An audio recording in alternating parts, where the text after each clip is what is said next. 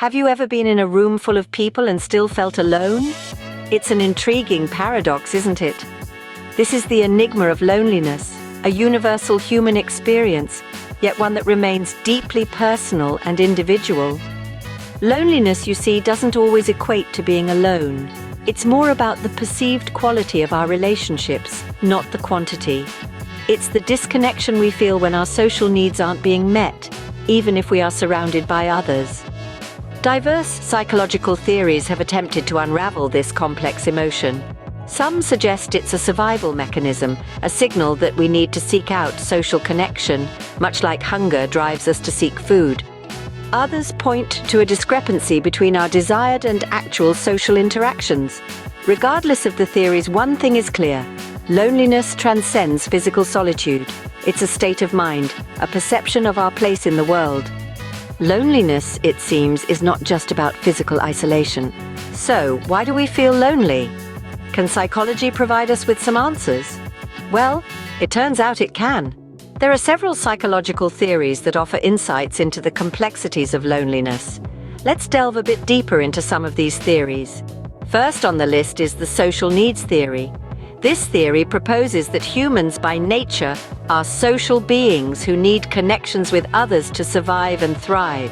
We all yearn for a sense of belonging, acceptance, and companionship. When these needs are not met, we can experience feelings of loneliness. It's like when you're at a party full of people, but you don't really connect with anyone. You're surrounded by others, but you might as well be on a deserted island. Then there's the attachment theory. This theory explains how our early life experiences, particularly our relationships with primary caregivers, can impact our feelings of loneliness later in life. If these relationships were unstable or inconsistent, it might lead to difficulties in forming secure attachments in adulthood. This can leave a person feeling isolated and lonely, even when they are in a room full of people. It's like carrying an invisible wall around you, separating you from everyone else. Lastly, we have the concept of existential loneliness. Now, this is a deep-seated sense of isolation that can arise from contemplating about life's meaning. It's the kind of loneliness that can creep up on you in the middle of the night when you're pondering the big questions in life. It's a profound sense of being alone in the universe, a feeling that can be both unsettling and liberating at the same time. These theories provide us with a framework to understand the complex emotion of loneliness. But remember, feelings of loneliness are universal and a part of the human experience. It's not a personal failing or a sign of weakness. It's just a signal that we need to reconnect with others and with ourselves. So, let's keep exploring, shall we? Psychological studies have further shed light on when and why people feel lonely. A key tool in this research is the UCLA Loneliness Scale, an instrument that quantifies an individual's perceived loneliness and social isolation. The scale, consisting of 20 items, is designed to measure one's subjective feelings of loneliness, as well as feelings of social isolation. One pivotal study revealed that loneliness can peak at certain stages in life. Adolescents and young adults reported higher levels of loneliness than middle-aged individuals, with another peak in loneliness occurring in the later stages of life.